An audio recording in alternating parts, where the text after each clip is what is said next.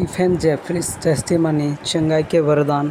परमेश्वर के महान दास हॉबर्ट कॉटर बताते हैं कि परमेश्वर ने स्टीफन जेफरीज को सामर्थ्य के साथ चंगाई के चमत्कारों की सेवा में उपयोग किया था।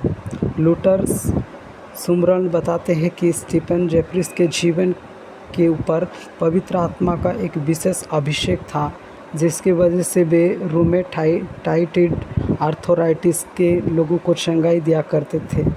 हॉबर्ट कॉटर बताते हैं कि आर्थराइटिस के कारण पूरी तरह से टेढ़े हो चुके लोग तथा ऐसे लोग जिनकी हड्डियां आर्थराइटिस से पूरी तरह से मुड़ चुकी होती है तथा उनका सिर टांगों के बीच में आ जाया करता था, ऐसे लोग भी स्टीफन जेफरीज के द्वारा चंगाई प्राप्त किया करते थे। स्टीफन जेफरीज को ऐसे लोगों को चंगाई देना सबसे ज़्यादा पसंद आता था जो आर्थराइटिस की वजह से पूरी तरह से मुड़ जाते थे। स्टीफन जेफरीज के लिए बताया जाता है कि वे 24 में से अधिकतर घंटे सभाएं चलाया करते थे। बिना आराम किए थोड़ा खाना खा करके वे निरंतर लोगों के लिए प्रार्थना करते रहते थे और लोग चंगाई प्राप्त करते थे। यहाँ तक कि इंग्लैंड का शाही घराना भी उनके पास प्रार्थना करवाने और चंगाई प्राप्त करने के लिए आता था।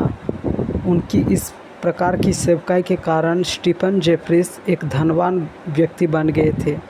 हॉबर्ट कॉटर बताते हैं कि साउथ अफ्रीका में एक सभा के दौरान जहां हज़ारों लोग उनके द्वारा प्रकट किए जा रहे चमत्कार से आश्चर्यचकित हो रहे थे, तो स्टीफन जेफरीज ने लोगों की भीड़ को कहा, देवियों और सज्जनों, दुनिया मेरे कदमों में है।